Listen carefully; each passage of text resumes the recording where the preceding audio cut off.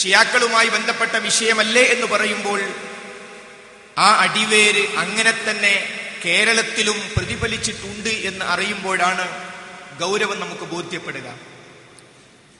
പരിശുദ്ധ ഖുർആനിനെ മഹാന്മാരായ സ്വഹാബത്ത് മനസ്സിലാക്കിയെടുത്ത് സ്വഹാബത്ത് വ്യത്യസ്ത രൂപത്തിലാണ് മനസ്സിലാക്കിയിട്ടുള്ളത് എന്ന് വരുത്തി ഖുർആനിനെ കുറിച്ച് അവിശ്വാസമുണ്ടാക്കാൻ പരിശ്രമിച്ചിട്ടുണ്ട്. ഷിയാക്കൾ എന്ന് പറയുന്നത് ജൂത സൃഷ്ടിയാണ്.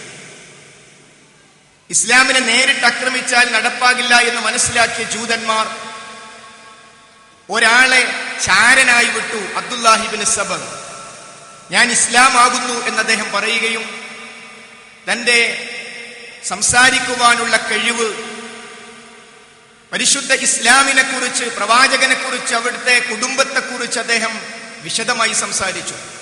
പ്രവാചകനെ കുറിച്ച് സംസാരിക്കുമ്പോൾ, അവിടുത്തെ കുടുംബത്തെക്കുറിച്ച് സംസാരിക്കുമ്പോൾ സ്വാഭാവികമായും സ്വഹാബാക്കൾക്ക് വല്ലാത്ത ആവേശമുണ്ടാകും. അങ്ങനെ തന്റെ പരിധിയിലേക്ക് കാര്യങ്ങൾ വന്നു എത്തി എന്ന് ഏകദേശം ബോധ്യമായപ്പോഴാണ് തന്റെ ജൂത അജണ്ട അദ്ദേഹം പുറത്തെടുത്തത്. ഒന്നാമത്തെ ഖലീഫയാകേണ്ടിയിരുന്നത് ആദ്യം വന്ന 3 പേർ ആയിരുന്നില്ലെന്നും മഹാനായ അലി ഇബ്നു അബീ ത്വാലിബ് റളിയല്ലാഹു അൻഹു ആയിരുന്നുവെന്നും അദ്ദേഹം ക്ലാസ്സിലൂടെ സമർത്ഥിക്കാൻ ശ്രമിച്ചെങ്കിലും റളിയല്ലാഹു അൻഹും വറളുവൻ, അള്ളാഹു അവരെയും അവർ അള്ളാഹുവിനെയും തൃപ്തിപ്പെട്ടു എന്ന് പരിശുദ്ധ ഖുർആൻ സർട്ടിഫിക്കറ്റ് നൽകിയ സ്വഹാബാക്കൾ അത് വിശ്വസിച്ചതേയില്ല. ഞാൻ ഇത്രയൊക്കെ പണിയെടുത്തിട്ടും അജണ്ട വിജയിക്കുന്നില്ലല്ലോ എന്ന് മനസ്സിലാക്കിയ അബ്ദുല്ലാഹിബ്നു സബ എന്ന് പറയുന്ന ജൂതൻ, മുസ്ലിം വേഷം ധരിച്ച ജൂതൻ ഏറ്റവും വലിയൊരു ക്രൂരത ചെയ്തു. യഥാർത്ഥത്തിൽ ഹദീസുകളെ തെറ്റിദ്ധരിപ്പിക്കുന്നിടത്ത് ജൂതന്മാരുടെ നേരിട്ടുള്ള പരിശ്രമം നമുക്കിവിടെ ബോധ്യപ്പെടുകയാണ്. മഹാനായ നബി കരീം സല്ലല്ലാഹു അലൈഹി വസല്ലം പറഞ്ഞിട്ടുണ്ട്, ലികുല്ലി നബിയ്യിൻ വസിയ്യ്, എല്ലാ നബിമാർക്കും ഒരു വസിയുണ്ട്. അള്ളാന്റെ റസൂലിന്റെ വസിയാണ് അലിയാർ. അപ്പോൾ അലി ഇബ്നു അബീ ത്വാലിബ് റളിയല്ലാഹു അൻഹുവിനെ ഖലീഫയാക്കണമെന്ന് അല്ലാഹുവിന്റെ റസൂലുള്ളാഹ്, അള്ളാന്റെ റസൂല് പറഞ്ഞോ? സ്വാഭാവികമായും കളവ് പറയാത്ത കാലഘട്ടത്തിൽ ഹബീബിന്റെ പേരിൽ ഇത്തരം ഒരു കള്ളത്തരം പറഞ്ഞപ്പോൾ ആശയക്കുഴപ്പമുണ്ടാവുക സ്വാഭാവികം. അപ്പോൾ ഖുർആനുമായി എല്ലാ തരത്തിലും ശ്രമിച്ചു നോക്കിയിട്ട് പരാജയപ്പെടുമ്പോൾ അവിടെ ഹദീസിനെ ഒന്ന് പിടിച്ചു നോക്കുകയാണ്. അങ്ങനെയാണ് ആശയക്കുഴപ്പം സമൂഹത്തിൽ ഉണ്ടാക്കാനുള്ള തുടക്കം ഒരർത്ഥത്തിൽ വരുന്നത്. അങ്ങനെ മഹാനായ നബി കരീം സല്ലല്ലാഹു അലൈഹി വസല്ലമയുടെ പേരിൽ കളവ് പറഞ്ഞ് മുസ്ലിം സമൂഹത്തിൽ ഭിന്നിപ്പിന്റെ വിത്തുകൾ വിതച്ചു. ആ ഷിയാക്കളിലൂടെ നേരത്തെയുള്ള അജണ്ട വീണ്ടും പുറത്തെടുത്തു. ഖുർആനിനെ കുറിച്ച് അവിശ്വാസം ഉണ്ടാക്കുക എന്ന അജണ്ട. ആ അജണ്ട കേരളീയ സമൂഹത്തിലേക്ക് എത്തിയത് എന്ത് ചെയ്യണം, എവിടെ തുടങ്ങണം എന്ന പുസ്തകത്തിലൂടെയാണ്. ഡോക്ടർ അലി ശരീഅത്തി എന്ന ഷിയാ ചിന്തകൻ എഴുതിയിട്ടുള്ള ആ പുസ്തകത്തിന്റെ 51-ാമത്തെ പേജിൽ നമുക്ക് കാണാം ഒരു വാചകം: ഏത് ഖുർആനിലേക്ക് മടങ്ങണം? ഖുറൈശി പ്രഭുത്വത്തെ പുനഃസ്ഥാപിക്കുകയും അബൂദറിനെ കൊല്ലുകയും ചെയ്ത ഉസ്മാന്റെ റളിയല്ലാഹു അൻഹു എന്ന് ഷിയാക്കൾ പറയില്ല, നമുക്ക് പറയാം റളിയല്ലാഹു അൻഹു. ആ ഉസ്മാൻ റളിയല്ലാഹു അൻഹുവിന്റെ കൊട്ടാരത്തിൽ ഉപയോഗിച്ച ഖുർആനിലേക്കോ, ശാന്തപ്രകൃതക്കാരനായ ഇമാം അലിയുടെ കൊച്ചു കുടിലിൽ ഉപയോഗിച്ച ഖുർആനിലേക്കോ? ചോദ്യമാണ്. ഈ ഏത് ഖുർആനിലേക്കാണ് മടങ്ങേണ്ടത്? അപ്പോൾ ഖുലഫാഉർ റാഷിദീങ്ങളിൽ 2 പേർ ഖുർആനിനെ 2 രൂപത്തിൽ മനസ്സിലാക്കി എന്ന പച്ച ജൂദായിസം മലയാള ഭാഷയിൽ വിവർത്തനം ചെയ്ത് നമ്മുടെ നാട്ടിലുണ്ട്. എന്ത് ചെയ്യണം, എവിടെ തുടങ്ങണം എന്ന പുസ്തകം. ഈ പുസ്തകത്തിന്റെ 52-ാമത്തെ പേജിൽ കാണാം, ഇമാം അലിയുടെ കൊച്ചു കുടിലിൽ ഉപയോഗിച്ച ഖുർആനിലേക്ക് മടങ്ങണം. അപ്പോൾ പരിശുദ്ധ ഖുർആനിനെ കുറിച്ച് അവിശ്വാസമുണ്ടാക്കാനുള്ള പരിശ്രമം ജൂതന്മാർ നടത്തിയതിന്റെ കേരള പതിപ്പ് ഇന്നും, ഇത് വിൽക്കാൻ ഇവിടെ ആളുണ്ട്, ഇതിന് പ്രചാരം നൽകാൻ ആളുണ്ട്, കൗണ്ടറിൽ ഈ പുസ്തകം കിട്ടുമെന്ന് അനൗൺസ് ചെയ്യാൻ ഈ നാട്ടിൽ ആളുണ്ട് എന്ന് മനസ്സിലാക്കുമ്പോൾ പരിശുദ്ധ ഇസ്ലാമിനെ നശിപ്പിക്കാൻ ഉള്ളിൽ ഏർപ്പെടുത്തിയതിന്റെ വേരുകൾ ഖുർആനുമായി ബന്ധപ്പെട്ട് പോലും ഞാനും നിങ്ങളും വായിക്കുകയാണ്, അറിയുകയാണ്. അതേപോലെ മറ്റൊരു പുസ്തകമാണ് രക്തസാക്ഷ്യം എന്ന പുസ്തകം. ഡോക്ടർ അലി ശരീഅത്തിയുടെ പ്രസംഗം അത് ക്രോഡീകരിച്ചത് പിന്നീട് മലയാളത്തിലേക്ക് വിവർത്തനം ചെയ്തതാണ്. ഈ പുസ്തകത്തിലും നമുക്ക് വേദനാജനകമായ പരാമർശങ്ങൾ കാണാം. നമുക്കറിയാം, ഹദീസുകൾ അത് റിപ്പോർട്ട് ചെയ്യുക മഹാനായ നബി കരീം സല്ലല്ലാഹു അലൈഹി വസല്ലമയുടെ സന്തത സഹചാരികളാണ്. ആ സന്തത സഹചാരികളെ കുറിച്ച് അവിശ്വാസം ഉണ്ടാക്കിയാൽ അതോടുകൂടി ഹദീസുകളെ ഇല്ലാതാക്കാൻ കഴിയും, ഹദീസുകളുടെ വിശ്വാസ്യത ഇല്ലാതാക്കാൻ കഴിയും എന്നാണ് ജൂതന്മാർ മനസ്സിലാക്കിയത്. അതിനുവേണ്ടി അവർ ചെയ്തത് സ്വഹാബാക്കളെ കുറിച്ച് അവിശ്വാസം ഉണ്ടാക്കലായിരുന്നു. ഈ പുസ്തകത്തിൽ നമുക്ക് കാണാം, ഷിയാ പുസ്തകത്തിൽ നമുക്ക് കാണാം, യുദ്ധരംഗത്ത് നിന്ന് പിന്തിരിഞ്ഞോടിയ ദുഷ്ടന്മാരാണ് അത്തരക്കാർ. പ്രവാചകൻ സ്വല്ലല്ലാഹു അലൈഹി വസല്ലമയുടെ അനുചരന്മാരിൽപ്പെട്ടവർ തന്നെയായിരുന്നു അവർ. ആരെക്കുറിച്ചാ ദുഷ്ടന്മാരെന്ന് പറഞ്ഞത്? മഹാനായ നബി കരീം സല്ലല്ലാഹു അലൈഹി വസല്ലമയുടെ അനുചരന്മാരെ കുറിച്ച്. അല്ലാഹു സുബ്ഹാനഹു വ തആല അവരെയും അവർ അല്ലാഹുവിനെയും തൃപ്തിപ്പെട്ടു എന്ന് പറഞ്ഞവരെ കുറിച്ച്.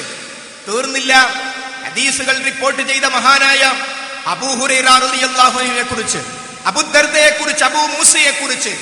ഇവർ മൂന്ന് പേരും ഹദീസുകൾ റിപ്പോർട്ട് ചെയ്തതിന് കമ്മീഷൻ നിശ്ചയിക്കപ്പെട്ടു. ഒരു ഹദീസിന് 1 ദീനാറായിരുന്നു അത്രേ കമ്മീഷൻ. അപ്പോൾ അബൂ ഹുറൈറ റളിയല്ലാഹു അൻഹു ഒരു ഹദീസ് റിപ്പോർട്ട് ചെയ്താൽ 1 ദീനാർ കമ്മീഷൻ കിട്ടും. അപ്പോൾ ഇത് വായിച്ചത് ശരിയാണെന്ന് മനസ്സിലാക്കുന്ന ഒരു മുസ്ലിം യുവാവിന്റെ മനസ്സെന്തായിരിക്കും? അബൂ ഹുറൈറ അതൊന്നും വല്ലാതെ കേൾക്കണ്ട, നമുക്കറിയാമല്ലോ ദീനാർ കിട്ടാൻ വേണ്ടി ചെയ്തതാ എന്നിങ്ങനെ ഹദീസിനെ കുറിച്ച് അവിശ്വാസമുണ്ടാക്കാൻ സ്വഹാബാക്കളെ പിടിച്ചു. അങ്ങനെയാണ് ഹദീസുകളിൽ ജനങ്ങളിലേക്ക് എത്തുന്നതിൽ വമ്പിച്ച ഒരു വലിയ വിടവ് തന്നെ സൃഷ്ടിക്കുവാനുള്ള ബോധപൂർവമായ പരിശ്രമം കേരളത്തിലടക്കം അതിന്റെ അനുകരണങ്ങൾ നമുക്ക് കാണാൻ കഴിയും. ഈ അടുത്ത് നാം കേട്ടിട്ടുണ്ട് ചില സ്വഹാബാക്കളെ തെരഞ്ഞു പിടിച്ചാക്രമിക്കുന്ന സ്വഭാവം. മഹാനായ മുആവിയ റളിയല്ലാഹു അൻഹു നബി കരീം സല്ലല്ലാഹു അലൈഹി വസല്ലമയുടെ വഹി രേഖപ്പെടുത്തിയ മഹാനാണ്.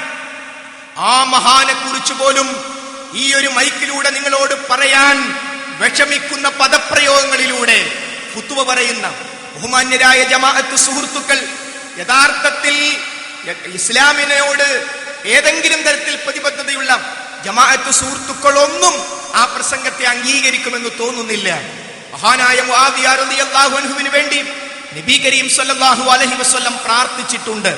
മഹാനായ മുആവിയ റളിയല്ലാഹു അൻഹു അദ്ദേഹം റിപ്പോർട്ട് ചെയ്ത ഹദീസുകളുടെ ആ ഒരു ലിസ്റ്റ് എടുത്താൽ ഇന്ന് നമ്മുടെ നിത്യജീവിതത്തിൽ നാം സ്വീകരിക്കുന്ന ഒട്ടേറെ ഹദീസുകൾ, ബുഖാരിയും മുസ്ലിമും അടക്കം റിപ്പോർട്ട് ചെയ്ത ഹദീസുകൾ യഥാർത്ഥത്തിൽ ആ മഹാനായ സ്വഹാബി റിപ്പോർട്ട് ചെയ്തിട്ടുണ്ട്. ആ സ്വഹാബിയെ കുറിച്ച് ഈ പുസ്തകത്തിൽ പറയുന്നത് സുഖലോലുപനായി കഴിഞ്ഞുകൂടി, വളരെ മോശമായിരുന്നു അദ്ദേഹമെന്ന് ഈ പുസ്തകത്തിൽ പറയുന്നുണ്ട്. അപ്പോൾ പുതിയതല്ല, ഇതുപോലെയുള്ള ജൂത സൃഷ്ടികൾ വായിച്ചിട്ടാണ് മിമ്പറിന്റെ മുകളിൽ കയറി ജനങ്ങളെ ഉപദേശിക്കുന്ന ആളുകൾ, പള്ളിയുടെ ഉള്ളിൽ നിന്ന് ജനങ്ങളോട് സംസാരിക്കുന്നത്, മഹാന്മാരായ സ്വഹാബാക്കളെ ചീത്ത പറഞ്ഞുകൊണ്ട് സംസാരിക്കുന്നത്. അങ്ങനെ സ്വഹാബാക്കളെ ചീത്ത പറയുന്ന ഈ ഒരു അവസ്ഥ ജമാഅത്തെ ഇസ്ലാമിയുടെ ഒരു ഖതീബ് നിർവഹിക്കുമ്പോൾ കേരളത്തിലെ ജമാഅത്ത് സുഹൃത്തുക്കളടക്കം പ്രതീക്ഷിച്ചു അദ്ദേഹത്തെ തള്ളിപ്പറയാൻ ജമാഅത്ത് നേതൃത്വം മുന്നോട്ട് വരുമെന്ന്. പക്ഷെ അതുണ്ടായില്ല. അവിടെയാണ് കേരളത്തിലെ മുസ്ലിമീങ്ങളുടെ വിഷമം, അവിടെയാണ് ഇസ്ലാമിനെ സ്നേഹിക്കുന്ന ജമാഅത്ത് സുഹൃത്തുക്കളുടെ താങ്ങാൻ കഴിയാത്ത വിഷമം അവിടെയാണുള്ളത്.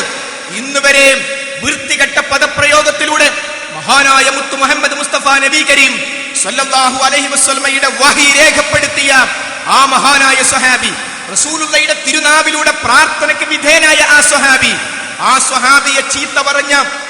സ്വഹാബിയെ ചീത്ത പറഞ്ഞതിനെ വീണ്ടും ന്യായീകരിച്ച് ഇന്റർനെറ്റിലൂടെ തന്റെ വോയിസ് വിട്ട ആൾക്കെതിരെ ഒരു തരത്തിലുള്ള സമീപനവും ജമാഅത്ത് നേതൃത്വത്തിന്റെ അടുത്തുനിന്നുണ്ടായില്ല. അതിന്റെ കാരണം അന്വേഷിക്കുമ്പോഴാണ് യഥാർത്ഥത്തിൽ അദ്ദേഹത്തിന്റെ രണ്ടാമത്തെ വോയിസിൽ, ജമാഅത്ത് ഖതീബിന്റെ രണ്ടാമത്തെ വോയിസിൽ അദ്ദേഹം പറയുന്നത്, ഞാൻ ഇതൊക്കെ പറഞ്ഞതിന് വ്യക്തമായ ചില മാനദണ്ഡങ്ങളുണ്ട്.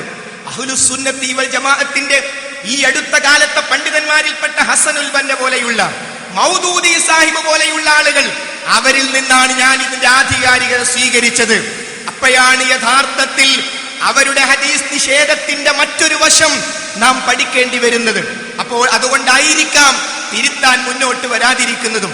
നമുക്ക് ഏതെങ്കിലും ഒരു വ്യക്തിയുടെ പേര് പറയുമ്പോൾ അങ്ങനെ പേര് പറയുന്നതിൽ പ്രത്യേകമായ താല്പര്യമില്ല. പക്ഷേ കാര്യങ്ങൾ മനസ്സിലാക്കാൻ തബ്ബത് യദാ അബീ ലഹബിൻ വതബ് എന്ന് പറഞ്ഞുകൊണ്ട് ജീവിച്ചിരിക്കുന്ന സന്ദർഭത്തിൽ അദ്ദേഹത്തിന്റെ പേര് പറഞ്ഞുകൊണ്ട് ആയത്തിറങ്ങി. എന്തായിരുന്നു കാരണം? മഹാനായ നബി കരീം സ്വല്ലല്ലാഹു അലൈഹി വസല്ലം നശിക്കട്ടെ എന്ന പ്രഖ്യാപനം നടത്തിയ വ്യക്തിയോടല്ല നശിക്കുന്നത് റസൂലുള്ളയല്ല, നീയായിരിക്കുമെന്ന് ജീവിച്ചിരിക്കെ ഖുർആൻ പ്രഖ്യാപിച്ചത്.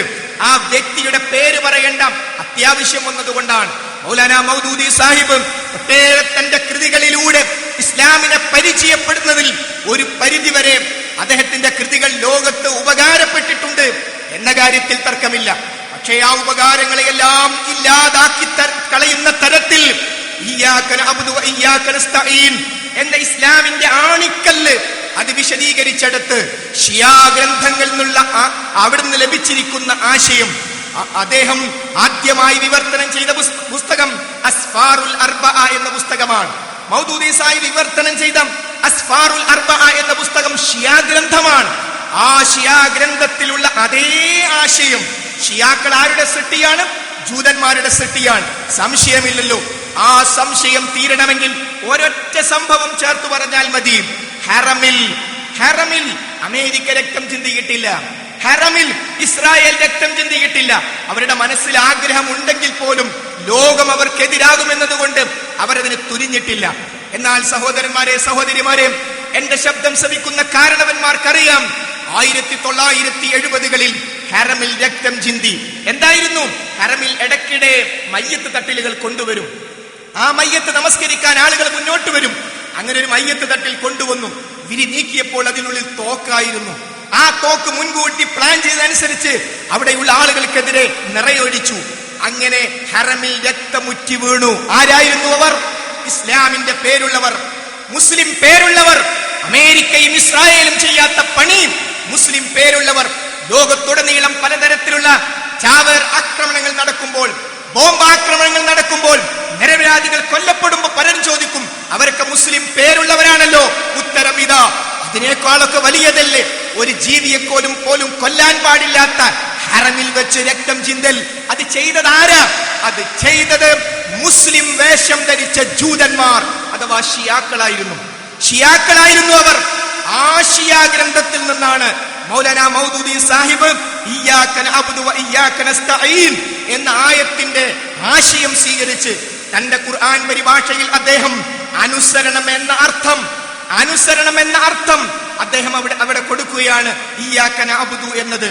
അങ്ങനെ ആ അർത്ഥം മാറ്റി പരിശുദ്ധ ഇസ്ലാമിന്റെ ആണിക്കല്ലിനെതിരെ അദ്ദേഹം നടത്തിയ ആക്രമണങ്ങളെ അദ്ദേഹത്തോടുള്ള സ്നേഹം കൊണ്ട് നാം ശക്തമായി വ്യക്തമായി ജനങ്ങൾക്ക് പറഞ്ഞു മനസ്സിലാക്കി കൊടുത്തു. ആ രംഗത്ത് മഹാനായ ഉമർ മൗലവി, അല്ലാഹു സുബ്ഹാനഹു വ തആല മഗ്ഫിറത്തും മർഹമത്തും നൽകി അനുഗ്രഹിക്കുമാറാകട്ടെ. ആ മഹാനായ ഉമർ മൗലവി അന്ന് മൗദൂദി സാഹിബിന്റെ ആശയം സ്വീകരിച്ച് അതിൻ്റെതായ ഒരു വളർച്ച കേരളത്തിൽ ഉണ്ടാക്കാൻ ശ്രമിച്ചപ്പോൾ പലർക്കും ആ കാര്യം മനസ്സിലാകാത്തത് കൊണ്ട് ഒരു ഘട്ടത്തിൽ മൗലവി ഒറ്റപ്പെട്ടുകൊണ്ട് മുന്നേറ്റം നടത്തേണ്ടി വന്നിട്ടുണ്ട്. പക്ഷെ പിന്നീട് എല്ലാവരും അദ്ദേഹത്തിന്റെ രീതി ശരിയായിരുന്നു എന്ന് മനസ്സിലാക്കി. അങ്ങനെ ഉമർ മൗലവി നടത്തിയ ഒറ്റയാൾ പോരാട്ടം ഇസ്ലാഹി പ്രസ്ഥാനത്തിന്റെ പോരാട്ടമായി മാറി. ഈ ഹദീസ് സെമിനാറിനെ കുറിച്ച് ചർച്ച ചെയ്യുമ്പോൾ ആ ഉമർ മൗലവിയുടെ രീതി ശരിയായില്ലെന്നും ഉമർ മൗലവി ചെയ്ത കാര്യങ്ങളെ അംഗീകരിക്കുന്നില്ല എന്നും ബഹുമാന്യനായ അബ്ദുസ്സലാം സുല്ലമി പറയുമ്പോൾ, സഹോദരങ്ങളെ, അതിന്റെ ഗുണം ആർക്കാണ് കിട്ടുന്നത്? മൗലവി ഇവിടെ ജീവിച്ചിരിക്കുമ്പോ, ഉമർ മൗലവി ജീവിച്ചിരിക്കുമ്പോ, ഉമർ മൗലവി തന്റെ ആശയങ്ങൾ പറയുമ്പോ ആ ആശയങ്ങൾക്ക് ആർക്കും മറുപടി എഴുതാം. ബഹുമാന്യനായ അബ്ദുസ്സലാം സുല്ലമി ഇവിടെ ജീവിച്ചിരിക്കുമ്പോ ഉമർ മൗലവി പറഞ്ഞത് ശരിയല്ലെന്ന് നേരിട്ട് പറയാമായിരുന്നു, എഴുതാമായിരുന്നു. പറഞ്ഞില്ല. കേരളം ഒന്നാകെ അത് സ്വീകരിച്ചു. പക്ഷേ ഇപ്പോൾ തന്റെ ആശയങ്ങൾ ഇസ്ലാഹി സമൂഹത്തിൽ ഒരിക്കലും മുന്നോട്ട് പോകില്ല എന്ന് കണ്ടപ്പോൾ നമുക്കറിയാം, മൗലാന മൗദൂദി സാഹിബ് നിഷേധിച്ച ഹദീസുകളിൽ പ്രധാനപ്പെട്ടതാണ് അവസാന കാലഘട്ടത്തിൽ ദജ്ജാൽ വരും എന്ന വിഷയം.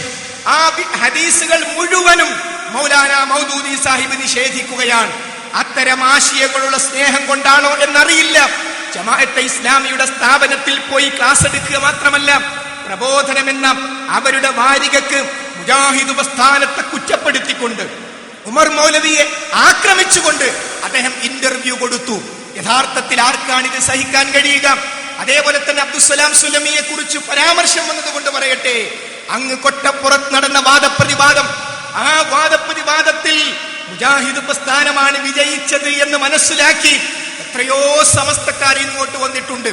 എന്നാൽ അതിൽ പരാജയം സംഭവിച്ചു എന്ന ലോകം അത്ഭുതപ്പെട്ടു പോയ പരാമർശം നടത്തിയ അബ്ദുസ്സലാം സുല്ലമി, ഞാൻ ആ പേര് പറഞ്ഞത് അറിയാനും പഠിക്കാനും ഏതെങ്കിലും ഒരു സന്ദർഭത്തിൽ അബ്ദുസ്സലാം സുല്ലമി ഈ ശബ്ദം കേൾക്കുന്നുണ്ടെങ്കിൽ, അല്ലെങ്കിൽ ഇത് കേട്ട ആളുകൾ അദ്ദേഹത്തോട് ഫോൺ ചെയ്തെങ്ങാനും പറയുന്നുണ്ടെങ്കിൽ, അബ്ദുസ്സലാം സുല്ലമിയും മരണത്തിന് മുമ്പ് തിരുത്തട്ടെ എന്ന ഗുണകാംക്ഷ കൊണ്ട് മാത്രമാണ്.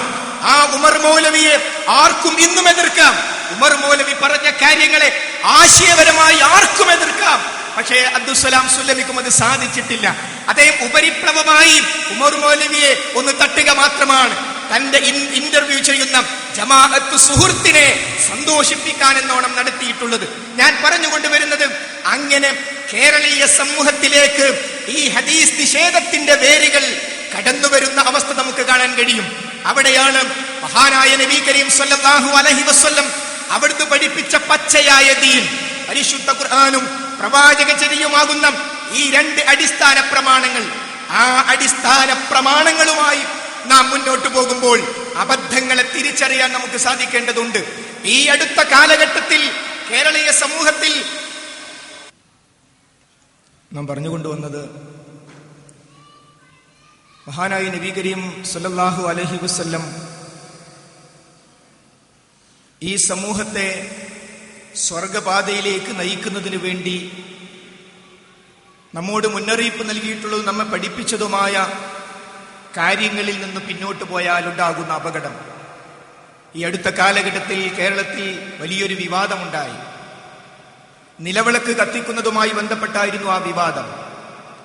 മുമ്പ് പല സന്ദർഭങ്ങളിലും അത്തരം വിവാദങ്ങൾ വന്നപ്പോൾ ആ സന്ദർഭത്തെ ഉപയോഗിച്ചുകൊണ്ട് വിഷയം ജനങ്ങളെ പഠിപ്പിക്കാൻ നാം ശ്രമിച്ചിട്ടുണ്ട്.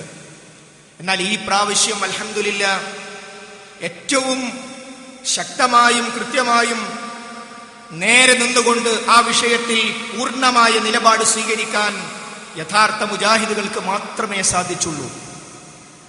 അതിനെ അനുകൂലിച്ചുകൊണ്ടുള്ള ചില സംസാരങ്ങൾ, വിശ്വാസമില്ലാതെ കത്തിക്കാൻ തുടങ്ങിയ ചില സംസാരങ്ങൾ വന്നു. അത്തരം സംസാരങ്ങളെപ്പോലും ഇല്ലാതാക്കിക്കൊണ്ട് സമസ്ത കേരള ജംഇയ്യത്തുൽ ഉലമയുടെ പ്രസ്താവന വന്നു. നിലവിളക്ക് കത്തിക്കൽ ഇസ്ലാമിക വിരുദ്ധം എന്ന് പറഞ്ഞുകൊണ്ട് ഔദ്യോഗികമായ പ്രസ്താവന വന്നു എന്ന് മാത്രമല്ല, ജാറങ്ങളിലും മറ്റും കത്തിച്ചുകൊണ്ടിരിക്കുന്ന നിലവിളക്കുകൾ അത് വെളിച്ചത്തിന് വേണ്ടി അന്ന് വെച്ചതാണ് എന്ന് വരെ തങ്ങളുടെ ഔദ്യോഗികമായ മുഖപത്രത്തിൽ പറഞ്ഞു വെച്ചു. എന്നാൽ 1986 പറഞ്ഞത് അത് ബറക്കത്തിന് വേണ്ടി വെച്ചതാണ് എന്നതാണ്. അപ്പോൾ ബറക്കത്തിന് വേണ്ടി വെച്ചതാണെങ്കിൽ അത് ദീനാണ്. ആ ദീൻ ശരിയല്ല എന്ന് മനസ്സിലാക്കി 2015 എത്തിയപ്പോൾ തങ്ങൾ ജനങ്ങൾക്ക് പഠിപ്പിച്ചു കൊടുത്തത് ശുദ്ധമായ കുഫ്റാണ് എന്ന് മനസ്സിലാക്കി 1986 ഫത്വ പ്രത്യേകം എടുത്തു പറഞ്ഞ് തള്ളാതെ തന്നെ യാതൊരു തരത്തിലുള്ള മതപരമായ പ്രത്യേകതയും നിലവിളക്ക് വെക്കുന്നതിലില്ല എന്ന സമസ്ത പോലും പറയുന്ന അവസ്ഥയിലേക്ക് ഈ വിവാദം എത്തിയിട്ടുണ്ട്. മഹാനായ നബി കരീം സല്ലല്ലാഹു അലൈഹി വസല്ലം പഠിപ്പിച്ചു, ലാ തഖൂമുസ് സാഅ, അന്ത്യദിനം സംഭവിക്കുകയില്ല, ഹത്താ തൽഹഖ ഖബായിലു മിൻ ഉമ്മത്തി ബിൽ മുശ്രികീൻ, എന്റെ ഉമ്മത്തിൽപ്പെട്ട ചില ആളുകൾ മുശ്രിക്കുകളോട് ചേരുന്നത് വരെ, ബഹുദൈവ വിശ്വാസികളോട് മുസ്ലിമീങ്ങൾ ചേരുന്നത് വരെ ഖിയാമത്ത് നാൾ സംഭവിക്കുകയില്ല. മഹാനായ നബി കരീം സല്ലല്ലാഹു അലൈഹി വസല്ലമയുടെ പ്രവചനമാണത്. ആ പ്രവചനത്തെ സത്യപ്പെടുത്തുന്ന കുറെ കാര്യങ്ങൾ നമ്മുടെ സംസ്ഥാനത്തും പുറത്തുമൊക്കെ നമ്മൾ കണ്ടുകൊണ്ടിരിക്കുന്നു. എന്താണ് ഹദീസുകളിൽ കൃത്യമായി പറഞ്ഞ ഈ താക്കീതുകളെ ലംഘിക്കുമ്പോഴുണ്ടാവുന്ന അപകടമാണിത്. ആ അപകടവും യഥാർത്ഥത്തിൽ ജമാഅത്ത് സുഹൃത്തുക്കൾക്ക് സംഭവിച്ചിട്ടുണ്ട്. അത് ഗൗരവത്തോടുകൂടി പറയുന്നത് അതിന്റെ യഥാർത്ഥ വശം മനസ്സിലാക്കി തിരുത്തുന്നതിന് വേണ്ടിയാണ്. പ്രബോധനം 2012 ജനുവരി 14 ഇറങ്ങിയിട്ടുള്ള പ്രബോധനത്തിൽ ഒരു ജമാഅത്ത് സുഹൃത്തിനു പോലും ഞാൻ അംഗീകരിക്കുന്നില്ല എന്ന് തുറന്നു പറയാൻ അഭിമാനം കാണിക്കുന്ന തരത്തിലുള്ള ഏറ്റവും വലിയൊരു അപകടമാണ് ഇവിടെ നമുക്ക് കാണാൻ കഴിയുന്നത്. മാനവ സന്ദേശവുമായി മസ്ജിദിൽ ക്രിസ്മസ് സൗഹൃദ സംഗമം കുന്നംകുളത്തുള്ള ഒരു പള്ളിയിൽ വെച്ച് ക്രിസ്മസ് ആഘോഷിക്കുകയാണ്. പള്ളിയിൽ വെച്ച് പള്ളിയിലച്ഛൻ സംസാരിക്കുകയാണ്. തൊട്ടടുത്തിരിക്കുന്ന ഖുർആനിൽ എന്താണുള്ളത്?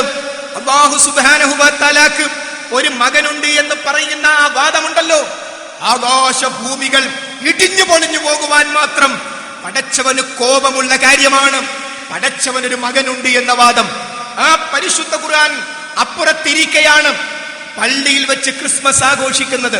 മഹാനായ റബ്ബ് സുബ്ഹാനഹു വ തആലയുടെ മകനാണ് ഈസാ നബി അലൈഹിസ്സലാം എന്ന് പ്രഖ്യാപിക്കുന്ന ഖുർആൻ നിരാകരിച്ച ഖുർആനിന്റെ ആഗമന ഉദ്ദേശ്യത്തിൽ, ഖുർആനിന്റെ പ്രബോധന വിഷയത്തിൽ പ്രധാനപ്പെട്ട വശങ്ങൾ ഉൾക്കൊള്ളുന്നതാണ് ക്രൈസ്തവ സമൂഹത്തിലൂടെ ലോകത്ത് വന്നിട്ടുള്ള പടച്ചവന് നേരെയുള്ള ഈ ആരോപണം. അങ്ങനെ മഹാനായ നബി കരീം സ്വല്ലല്ലാഹു അലൈഹി വസല്ലമയുടെ പ്രവചനം അത് പുലരുകയാണോ എന്ന് ചിന്തിക്കുന്ന രൂപത്തിൽ പള്ളിക്കുള്ളിൽ വെച്ച് ക്രിസ്മസ് ആഘോഷിക്കുന്ന അവസ്ഥ. ഒരുപക്ഷെ ക്രൈസ്തവർ പോലും അത്ഭുതപ്പെട്ടു പോയിട്ടുണ്ടാകും. വിവരല്ലാത്ത മുസ്ലിമീങ്ങൾ അവരെ കയ്യിലുള്ള ഖുർആൻ എത്ര വ്യക്തമായിട്ടത് നിഷേധിച്ചത്, അതിന്റെ ഉള്ളിൽ നമ്മൾ പോയല്ലോ എന്ന് അവരുടെ യോഗത്തിൽ ഒരുപക്ഷെ അവർ അഭിമാനം കൊണ്ടിട്ടുണ്ടാകാം. ഓമശ്ശേരിയിൽ വെച്ച് ശബരിമലയിലേക്ക് പോകുന്ന അയ്യപ്പ ഭക്തന്മാർക്ക് യാത്രയപ്പ് കൊടുത്തു. നിങ്ങളൊക്കെ നരകത്ത് പോയി വരുവീൻ, ഞങ്ങളുടെ വകല്ലിടൂ. സഹോദരങ്ങളെ, എന്തിനു വേണ്ടിയാണിത്? മഹാനായ നബി കരീം സ്വല്ലല്ലാഹു അലൈഹി വസല്ലം ചോദിക്കാനും പറയാനും ഇത് തന്നെ മതി എന്ന് പഠിപ്പിച്ച 2 അധ്യായങ്ങളാണ് മുഅവ്വിദത്താൻ. അതെ, പരിശുദ്ധ ഖുർആനിലെ 2 അധ്യായങ്ങൾ, സൂറത്തുൽ ഫലഖും സൂറത്തുൻ നാസും. ഖുൽ അഊദു ബിറബ്ബിൽ ഫലഖ്, പ്രഭാതത്തിന്റെ രക്ഷിതാവിനോട് ഞാൻ കാവൽ തേടുന്നു. ഖുൽ അഊദു ബിറബ്ബിൻ നാസ്, ജനങ്ങളുടെ രക്ഷിതാവിനോട് ഞാൻ കാവൽ തേടുന്നു. ഇങ്ങനെ കാവൽ തേടുന്ന 2 അധ്യായങ്ങൾ നമുക്ക് റബ്ബിനോട് എന്തു പറയാനുണ്ടെങ്കിലും ഈ 2 സൂറത്തോതി പടച്ചവനോടങ്ങ് പറഞ്ഞാൽ മതി. ഈ സൂറത്ത് മറ്റ് സമൂഹങ്ങൾക്ക് പഠിപ്പിച്ചു കൊടുക്കേണ്ടവരാണ് നമ്മൾ. സ്വാമിയല്ല ശരണം നൽകുന്നത്, അയ്യപ്പനല്ല അഭയം നൽകുന്നത്. സ്വാമിയുടെയും അയ്യപ്പന്റെയും മാത്രമല്ല, ഈ ലോകത്തിന്റെ ഇതിലെ സർവ്വചരാചരങ്ങളുടെ മഹാനായ നബി കരീം സ്വല്ലല്ലാഹു അലൈഹി വസല്ലമയോട് പോലും ശരണം തേടാൻ പാടില്ല. അവരെ മുഴുവനും സൃഷ്ടിച്ച ഉറക്കമില്ലാത്ത മഴക്കമില്ലാത്ത സർവശക്തനായ കാരുണ്യവാനായ പടച്ചവനോട് മാത്രമേ ശരണം തേടാനുള്ളൂ എന്ന് രാമേട്ടന് പഠിപ്പിച്ചു കൊടുക്കേണ്ട മുസ്ലിം, കൃഷ്ണേട്ടന് പഠിപ്പിച്ചു കൊടുക്കേണ്ട മുസ്ലിം, പടച്ചവനല്ലാത്തവരോട് ശരണം തേടി നരകം ഉറപ്പാക്കുന്നവർക്ക് യാത്രയപ്പ് കൊടുക്കുമ്പോൾ, സഹോദരങ്ങളെ, ഏറ്റവും ചുരുങ്ങിയത് ഇവരൊക്കെ ഇത് അംഗീകരിക്കുന്നുണ്ട്, ഇവർക്ക് ഹിന്ദു ആവാൻ എന്തോ ഒരു മടിയുള്ളതുകൊണ്ടായിരിക്കും എന്നൊരുത്തൻ വിചാരിച്ചു പോയാൽ അയാളെ കുറ്റം പറയാൻ പറ്റുമോ? ഈ തരത്തിൽ തൗഹീദുമായി ബന്ധപ്പെട്ട, ശിർക്കുമായി ബന്ധപ്പെട്ട വിഷയത്തിൽ പോലും ലാഘവമായ സമീപനം എന്തുകൊണ്ട് വന്നു എന്ന് ചോദിച്ചാൽ, ഇയ്യാക നഅ്ബുദു വ ഇയ്യാക നസ്തഈൻ എന്ന ആയത്തിന് ആ ഇബാദത്തുമായി ബന്ധപ്പെട്ട അർത്ഥത്തിന്റെ കാര്യത്തിൽ ഉമർ മൗലവി വ്യക്തമായി സൂചിപ്പിച്ച ഖുർആനിനും ഹദീസിനും എതിരായ ഷിയാക്കളുമായുള്ള ബന്ധം അവിടെ വന്നതുകൊണ്ടാണ്. നാം കൃത്യമായി മനസ്സിലാക്കേണ്ടതുണ്ട്. അതുകൊണ്ട് തന്നെ ഹദീസ് നിഷേധത്തിന്റെ പ്രതിഫലനങ്ങൾ തൗഹീദിനെ ബാധിക്കുന്നിടത്ത് എത്തിയിട്ടുണ്ട്. അവിടെ നിന്നാണ് ഇബാദത്തുമായി ബന്ധപ്പെട്ട ലക്ഷ്യത്തെ ഭരണത്തിലേക്ക് ചേർത്ത് വെക്കുമ്പോൾ അല്ലാഹു അല്ലാത്തവരോട് പ്രാർത്ഥിക്കാമോ ഇല്ലേ? ഇതൊക്കെ ശാഖാപരമായ വിഷയങ്ങളാണ്. ഇതൊന്നും തർക്കിക്കേണ്ട വിഷയങ്ങളല്ല.